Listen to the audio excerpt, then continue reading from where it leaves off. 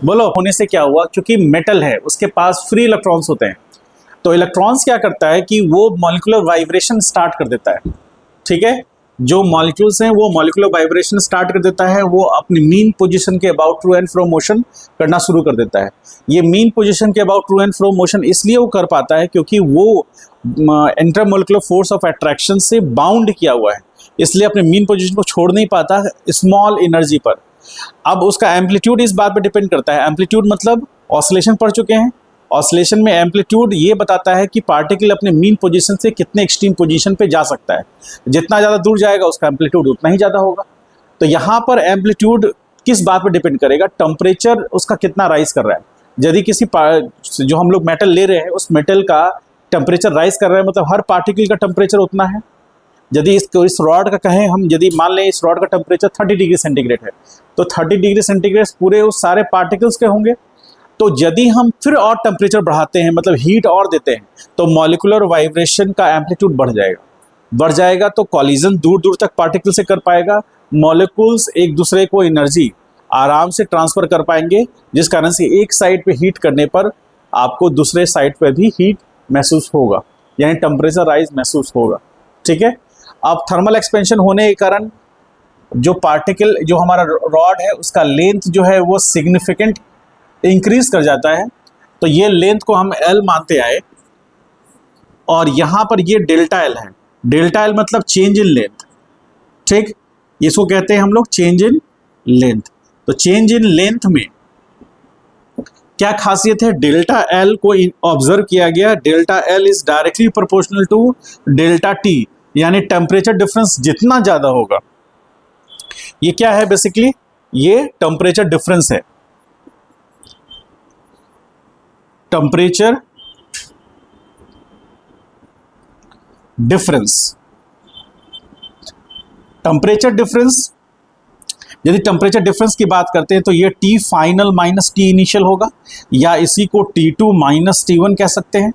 T1 initial temperature है, T2 final temperature है। तो जब ये रॉड, इसका एंड पॉइंट, जो यहाँ पर एक एंड पॉइंट है A, किसी एक एंड में हम देखते हैं ये B, तो B पॉइंट पर उसका टेम्परेचर T इनिशियल रहा होगा, और ये B डैश पॉइंट जब पहुंचा होगा तो T फाइनल हुआ होगा, और इसी T इनिशियल को T1 बोल रहे हैं और इसको T2 बोल रहे हैं, और यहाँ डेल्टा T यही रिप्रेजेंट कर रहा है T2 माइनस T1 को। ठीक है, चेंज इन टेम्परेचर। तो delta L directly proportional to change in temperature, मतलब यदि टेम्परेचर डिफरेंस ज़्यादा होगा तो एक्सपेंशन भी ज़्यादा होगा, मतलब चेंज इन लेंथ ज़्यादा होगा। उसके बाद हम लोग क्या देख रहे हैं, delta L is directly proportional to, delta L is directly proportional to delta L के बराबर, मतलब डायरेक्टली प्रोपोर्शनल होगा। इसका मतलब लास्ट क्लास में डिस्कस किए थे, जितना लेंथ बड़ा होगा रॉड का, सेम टेम्परेचर डिफरेंस से उसका एक्सपेंशन भी ज़्यादा होगा।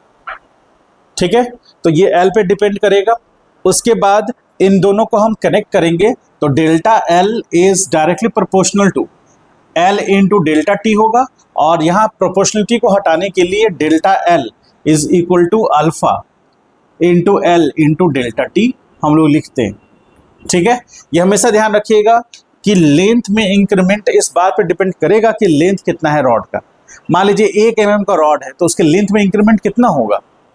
यदि 1 मीटर का रॉड है उसमें लेंथ में इंक्रीमेंट मान लीजिए 10 mm का हुआ, 1 मीटर रॉड इतना लंबा हुआ, इतना, उसमें यदि हीट दिए 10 डिग्री से उसका टेम्परेचर बढ़ाए तो उसके लेंथ में इंक्रीमेंट मान लीजिए 1 mm 10 mm से हुआ, और यदि 10 mm का ही रॉड है तो उसके लेंथ में इंक्रीमेंट 10 mm से हो जाएगा क्या, नहीं होगा, उसके प्रोपोर्शनलिटी में होगा। इसीलिए हम लोग ये कहते हैं कि change in length is directly proportional to initial length या फिर original length of the rod या बॉडी। ठीक है, अब उसके अकॉर्डिंग हम ये रिलेशन निकाले, अल्फा को बोलते हैं कोएफिशिएंट ऑफ थर्मल एक्सपेंशन। ये क्या है, ये हर मटेरियल का अलग अलग होता है, इसीलिए ये फिजिकल क्वांटिटी एग्जिस्टेंस में आया। क्योंकि मान लीजिए हम लोग एल्यूमिनियम लेते हैं, एल्यूमिनियम रॉड को हम डेल्टा T मान लेते हैं 10 डिग्री सेंटीग्रेड। इसका मीनिंग ये हुआ कि एक एल्यूमिनियम रॉड हमने लिया है और उसका टेम्परेचर को चेंज कितने डिग्री सेंटीग्रेड से किया हमने, 10। इसका मतलब मान लीजिए इनिशियल टेम्परेचर 30 रहा हो तो फाइनल टेम्परेचर कितना होगा, 40। ठीक है, अब सेम डायमेंशन का फॉर फॉर सेम डायमेंशन। कोई एक रॉड लेते हैं हम, कौन सा, हम लेते हैं कॉपर लेते हैं, तो उसको भी हम डेल्टा टी कितना 10 डिग्री सेंटीग्रेड से इंक्रीज करते हैं। ऑब्वियसली एल्यूमिनियम और कॉपर दोनों ही सेम डायमेंशन के हैं, तो लेंथ सेम है, डायमीटर सेम है। अब इनका दोनों का कोफिशिएंट ऑफ थर्मल एक्सपेंशन अलग अलग है। क्यों अलग है? क्योंकि दो अलग अलग मटेरियल्स हैं। तो ऑब्जर्वेशन क्या आया कि इसका भी टेम्परेचर हमने 10 डिग्री से बढ़ाया, सेम लेंथ सेम डायमेंशन के रॉड का, और सेम डायमेंशन के कॉपर के रॉड का भी हमने उसका टेम्परेचर 10 डिग्री से बढ़ाया। तो देखा ये गया कि जो एक्सपेंशन हुआ, लेंथ में जो इंक्रीमेंट हुआ, वो एल्यूमिनियम में ज़्यादा हुआ। ठीक है, एल्यूमिनियम ज़्यादा एक्सपैंड कर गया, तो डेल्टा एल एल्यूमिनियम का ज़्यादा हुआ। किन किन पैरामीटर्स को सेम रखा गया? उसके डायमेंशंस को सेम रखा गया, और टेम्परेचर जो चेंज किया गया है उसको भी सेम रखा गया। तो एल्यूमिनियम ज़्यादा, उसका लेंथ जो डेल्टा एल है वो ज़्यादा बढ़ गया कॉपर के रिस्पेक्ट में। तो इसका मतलब ये समझा गया कि कुछ एक ऐसा पैरामीटर है जो कि टेम्परेचर और उस रॉड के लेंथ के डायमेंशन के अलावा रिस्पॉन्सिबल है थर्मल एक्सपेंशन को बेहतर करने के लिए। ठीक है, तो जहां पर हमें इसकी जरूरत है वहां हम इसको यूज करते हैं, जहां जरूरत नहीं है थर्मल एक्सपेंशन का वहां हम यूज नहीं करते हैं। तो यहाँ पर क्या हुआ कि डेल्टा टी 10 डिग्री से इसको भी इंक्रीज किया है, इसको भी इंक्रीज किया है, तो एल्यूमिनियम ज़्यादा एक्सपैंड कर गया। इसका मतलब ये हुआ कि आप कह सकते हैं delta L of aluminium is equal to alpha aluminium L delta T. L delta T तो दोनों के लिए सेम है, ये एल्यूमिनियम रहे डेल्टा एल या कॉपर, ठीक है, बराबर alpha copper L delta T. ठीक है, ये समझ पा रहे हैं? तो यहां पर ये पहला इक्वेशन और ये सेकंड है। चूंकि यहां पर L into delta T same है, लेंथ ऑफ रॉड किसका, एल्यूमिनियम का और कॉपर का, दोनों का लेंथ सेम है, इसलिए एल दोनों में सेम है, डेल्टा टी दोनों में सेम है। अब यदि हम इसको डिवाइड कर दें, डिवीजन कर दें, तो ये L delta T cancel out हो जाएगा। तो क्या आएगा, delta L aluminium by delta L copper is equal to L alpha L और अल्फा कॉपर। आपको पता है किसका कोफिशिएंट ऑफ थर्मल एक्सपेंशन ज़्यादा होता है? एल्यूमिनियम का ज़्यादा होगा। इसका मतलब है हमें ये पता है एक्सपेरिमेंट से कि alpha L is greater than alpha copper, होगा ना। मान लेते हैं थोड़ा देर के लिए कि इसका वैल्यू इससे 1.5 टाइम्स ज़्यादा है, मान लीजिए थोड़ा देर के लिए। तो अब यदि ये टर्म ज़्यादा है इस टर्म से, तो इसका मतलब डेल्टा एल किसका, एल्यूमिनियम का, इज इक्वल टू, ये रेशियो मान लीजिए 1.5 इंटू डेल्टा एल किसका, कॉपर का। इसका मीनिंग क्या हुआ कि कॉपर के लेंथ में चेंजेस आएगा उसका 1.5 टाइम्स ज़्यादा आएगा किसमें, एल्यूमिनियम के लेंथ में चेंज। कंडीशंस ये फॉलो करते हुए, समझ पाए इस बात का? तो एक ऐसा फिजिकल क्वांटिटी, इसको ध्यान समझिएगा, फिजिकल क्वांटिटी है जो कि किसी सिस्टम का प्रॉपर्टी बताता है। तो वो क्या बता रहा है कि वो सिस्टम में यदि उसको सेम टेम्परेचर से इंक्रीज करेंगे तो एक्सपेंशन, मॉलिक्यूल्स एक दूसरे से स्पेस ज़्यादा तेजी से एल्यूमिनियम में बना सकता है कॉपर के रिस्पेक्ट में। अब उसके सीक्वेंस निकाले हम लोग, उसका हम टेबल डिस्कस कर लिए थे, तो उसके अकॉर्डिंग आप टेबल याद रखिएगा। उससे आपको कभी कभी ऑब्जेक्टिव पूछता है, नीट में पूछता है कि कौन सा सीक्वेंस फॉलो होगा, थर्मल एक्सपेंशन किनका ज़्यादा होगा, ज़्यादा से छोटे, मतलब ज़्यादा बड़े से छोटे वैल्यूज़ में आप उसको अरेंज कीजिए। उसमें 4 ऑप्शन दिया रहेगा, उस ऑप्शन से एक ऑप्शन को टिक करना है। कहीं लिखा होगा alpha aluminium is greater than alpha copper, कहीं ये भी लिखा होगा कि alpha gold is greater than alpha aluminium, ये भी लिखा होगा। तो आपको वो देख करके चलना है, ठीक है। ये थर्मल एक्सपेंशन के लिए हो गया। और लास्ट में यहाँ पर जो हम लिखना चाह रहे हैं, इस टर्म को ध्यान से देखिए, delta L is equal to alpha delta T, ठीक है, अल्फा एल डेल्टा टी। अब यहां होगा L final minus L initial बराबर अल्फा एल डेल्टा टी होगा, एल इनिशियल होगा यहां पर। तो L final is equal to क्या हो गया, 1 प्लस अल्फा डेल्टा टी और ब्रैकेट में क्या, एल इनिशियल लिख सकते हैं ऐसे।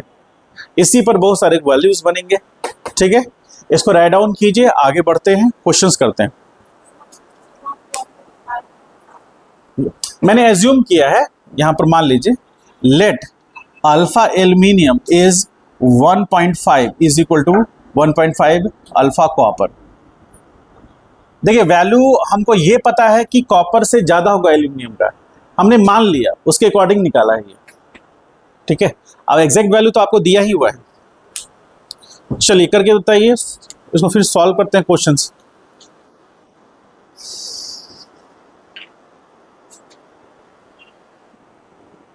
Suppose delta T 10 degree centigrade है, तो हम लोग ये मान के चल रहे हैं कि डेल्टा टी कितना है, वी एज्यूम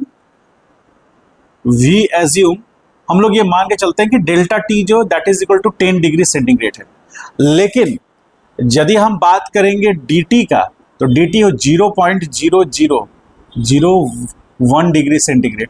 आप देख रहे हैं dt और डेल्टा टी में मेजर डिफरेंस किस बात का है, एक सिग्निफिकेंट अमाउंट है जो कि हमें एक सिग्निफिकेंट इंटरवल से मिलेगा, और एक इनसिग्निफिकेंट अमाउंट है जो कि इनसिग्निफिकेंट इंटरवल से मिलेगा। ठीक है, तो एक का वैल्यू बहुत ही छोटा, डिफरेंस काफी छोटा है, नेग्लिजिबल वैल्यू है, और एक का एक सिग्निफिकेंट वैल्यू है। आप ये पहले हम लोग डिस्कस कर चुके हैं। तो जो कि टेम्परेचर यदि बहुत इनसिग्निफिकेंट अमाउंट में चेंज है टेम्परेचर में, तो उससे करस्पॉन्डिंग लेंथ में भी तो चेंज बहुत छोटा होगा, इसलिए dl is equal to alpha delta alpha L D T कर सकते हैं।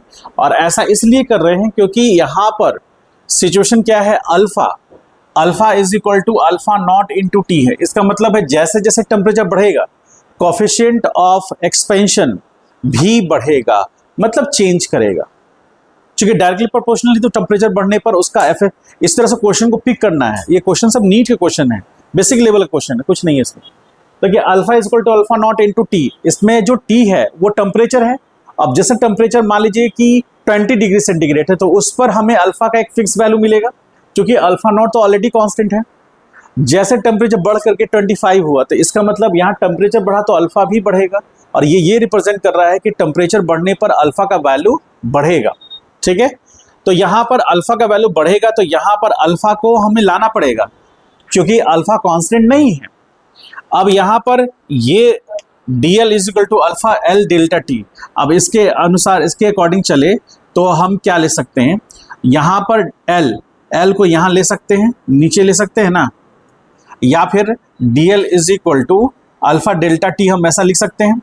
अब दोनों साइड इंटीग्रेशन हम यूज कर सकते हैं, दोनों साइड इंटीग्रेशन यूज करें तो यहाँ पर चेंज इन लेंथ 0 से कितना है, डेल्टा एल है। ठीक है, या फिर कह लीजिए कि एल इनिशियल से एल फाइनल है, एल इनिशियल से एल फाइनल है अल्फा, और ये क्या है, एल इनिशियल कांस्टेंट वैल्यू बाहर आएगा, L initial integration alpha D T, alpha D T. तो यहाँ टेम्परेचर कहाँ से, T1 से T2 के लिए।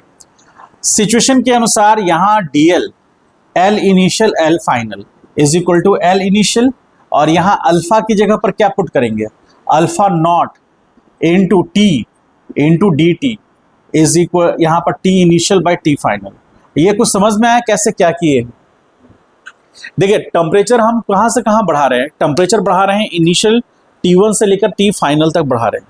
ठीक है, तो टेम्परेचर का वेरिएशन आ सकता है यहाँ इनिशियल से फाइनल के लिए, उसी करस्पॉन्डिंग लेंथ में चेंजेस कहाँ से आएगा, एल इनिशियल से एल फाइनल।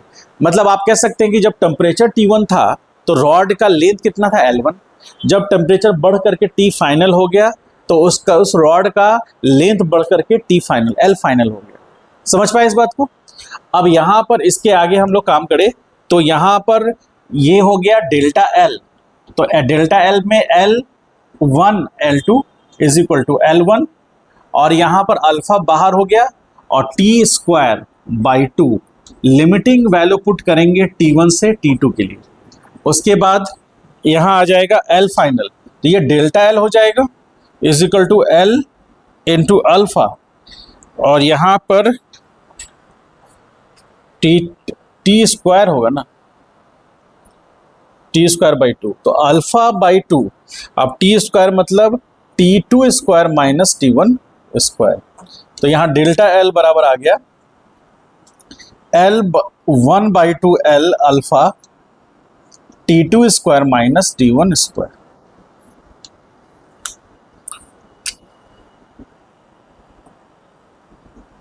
ये आंसर है।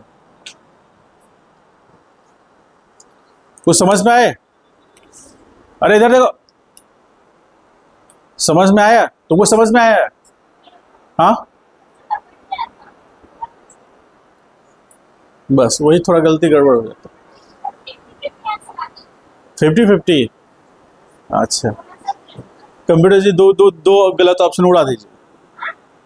नहीं, चलिए लिखिए लिखिए। नहीं समझ में आया तो पूछ लीजिए।